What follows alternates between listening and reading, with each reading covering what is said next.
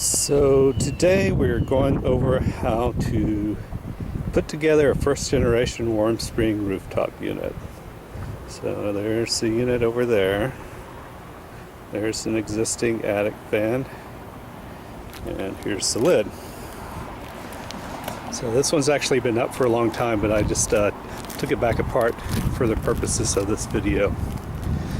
So first step is to take the existing cover off of the attic fan, and it attaches 4 different screws you have to take off. So that's simple enough. And the next step is to put the hold down bracket around the fan tube. So you can see here we have 2 kind of W-shaped pieces that got a long threaded rod to tie them down. And so this bracket was made so that you could accommodate a lot of different tube diameters. And here you can see the other side. And so the next step after this is to go ahead and put the heat exchanger unit into place. Okay, so heat exchanger only weighs about 30 pounds or so, so I don't have much trouble moving it around all by myself. And as you can see, the edges just miss the brackets by just a little bit. So you can see that right there. Now these you can probably fold back some more to make things a little bit easier. And like that. And so the next step is to grab some hold down brackets to screw in there. And something very handy when you're working on a WarmSpring unit is to have a little magnetic tray. And this one I've got just about overloaded. Okay, so now I've got these hold down brackets in place. See, I haven't tightened them down yet, so you can slide them around as you need until you get it in the place you want it. And then the next step is just to get them all adjusted where you like.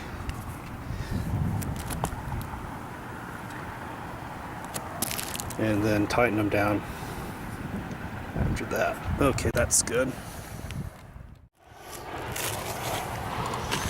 Now these screws up here, they can be adjusted so that they go down to meet the lip of the coil cap here. So that's that can make it tighter, but doesn't have to be real tight. And I've also put some jam nuts on these so you can keep them in place and keep them from vibrating loose. Okay, so now since I have the heat exchanger tied down good to the fan, next step is to just put this lid in place. And so there's 8 holes for the screws that go through. Okay, so now I've got it set in place. And here's my handy holder. And so I get a washer, and I'm using these lock nuts with the nylon liner inside the threads. So first just put them on loosely like that.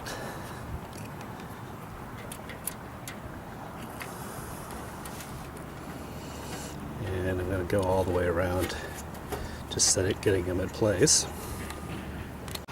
Okay, so this unit has threaded rods going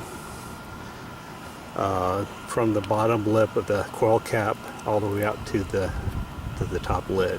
So what I need to do is I need to grab onto that bottom nut that's soldered onto the rod, and then I need to get my wrench on this nut and just tighten it up a little bit since it's most of the way there already.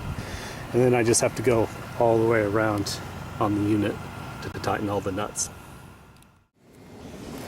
Okay, now you can see I've got all the nuts tightened down. You can see a little bit of threaded rod sticking up through the top of the nuts. So now heat exchanger unit is pretty well taken care of, and so the only thing left to go is hooking up the hoses. This is busier than most people would need. This since it's up on my roof, I've instrumented this unit several times. So I've got places to put flow meters and temperature sensors in it. So most people are not going to need the valves and plugs and stuff like that. But I like to leave a little bit of a flexible element right at the end.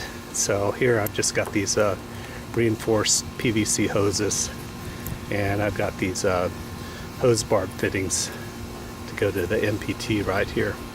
So these can be spun around until you get it where you want, and then you just use the warm gear hose clamp to tighten it down, and you have a good seal there. So that's about the last step, so I'm going to do that right quick. Okay, so I screwed in the MPT fittings. That stands for National Pipe Thread. And so now that I've got those, I'm going to tighten up these warm gear hose clamps. And so the nice thing is, you know, if you don't get it right the first time, if it leaks, it's no big deal. It's just going to run down your roof, and about the worst thing that can happen is you lose your siphon up here on the roof. But other than that, it's just a little bit of annoyance. You've got all the additional chances you need to get everything nice and tight here and drip free. Alright, so now everything's tightened down and ready to go. And please turn off the power on the fan before you try anything like this. So I've done that. So the next thing for me to do is to go ahead and flip the breaker switches back on for the fan. And looks pretty busy up here on this side, but the nice thing is the unit itself hides all that from your view. So once we get down here, you don't see it. You just see a nice modern looking squat thing on your roof. And thank you for watching.